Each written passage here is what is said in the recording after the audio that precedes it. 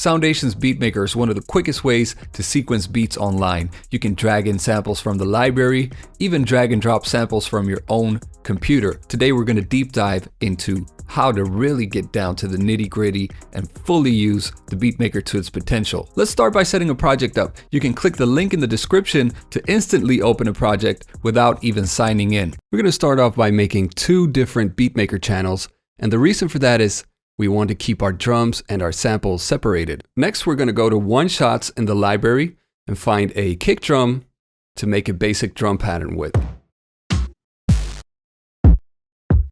I like that one. Let's drag it in. Then we need to click Create Region to make a new region here. And it's a little bit short for my purpose here, so I'm going to go up here, drag the edge of it, and double click the pattern to see it again.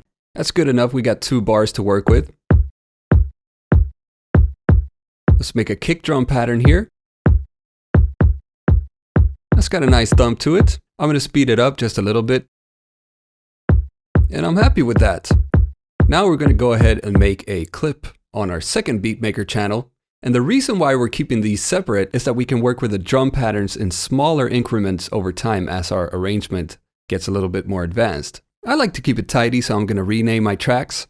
And now comes the fun part. We're going to find a sample in the library here to chop up into different pieces. So in the loops and samples category, I'm going to search for synth and find something that I like. We're going with this moody synth from one of the tiny sound kits available in the library for free. And I'm going to pull the same sample into 3 different Beatmaker channels. All right, you got the basics down. Now for the first essential tip, how to make a sample cut itself off. I'm going to draw this pattern out with this rather long chord and see what happens. They all overlap each other. There's a way to prevent that. This little arrow takes us to the sample editor. In here we can define which sample this particular sample should cut off. So the first sample should cut itself off. It's in chronological order. So for every sample here, we'll set it up to be cut by itself. Now let's have a look at trimming samples, and that is deciding which portion of the sound that you want to play back. Now we're going to grab this little blue dot and we're going to trim the endpoint of the sample so it only plays back that first chord. Let's try it out. All right, it seems to be working fine. Let's repeat the process for our other 2 samples. So the second sample only plays back the second chord. Let's fine tune the release a little bit. And the third sample only plays back the third chord. Now we have 3 different chops in here. So we've taken one sample and we've essentially chopped it up. We know how to trim samples. We know how to make a sample cut itself off. Let's take a look at making one sample cut another sample off. Let's make use of our other 2 chops. Listen carefully now. The first sample is not being cut off by the second one. So let's fix that. On our second sample, go to Cut and pick the first sample. Simple. This sample will cut that sample. Same for the third one. Let's make it cut the second sample. And if we head over to our first sample, we're going to want this one to cut off the third sample. Click Cut and select the third sample. And that's it. We should be good to go. Let's add the third sample to the mix as well.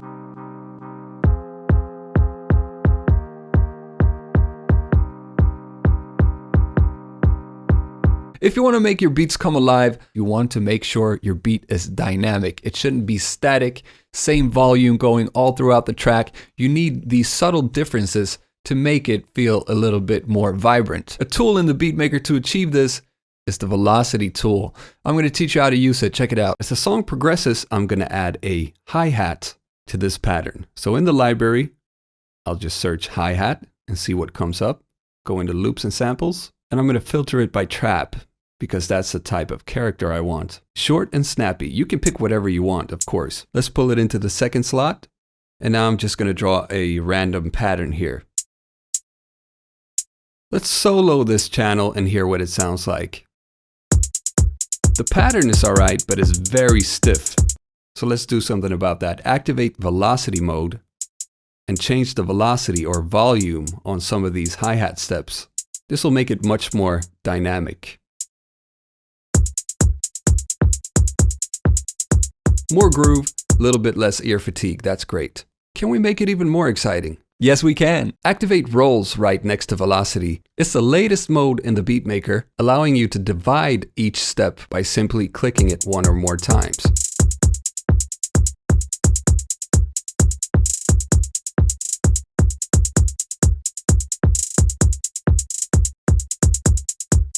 This hi-hat pattern just got a lot more exciting. I got some extra tricks for you. The first one is the fake sidechain. If we take a look at the kick drum pattern, you'll notice that they hit on the same spots as the samples are triggered most of the time. And this is essential for our next step. We're going to work a little magic. The upper left blue point in the sample editor defines the attack of the sample. So we're going to adjust this and pull it back a little bit on all three of the samples. This will give us a nice sidechain effect that we're in complete control over. That's a pretty cool loop we got going. Even one more, the silencer trick. We're going to start by drawing out all the steps where we want the sample to be cut off.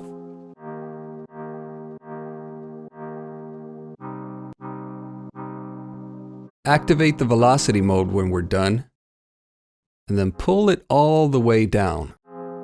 Effectively, all of these steps with the velocity set at 0 will work as silencers on that particular sample. And you can make some really cool stuff with this. Use it for variation to your existing patterns, or use it for a centerpiece pattern. Let's see what this sounds like now.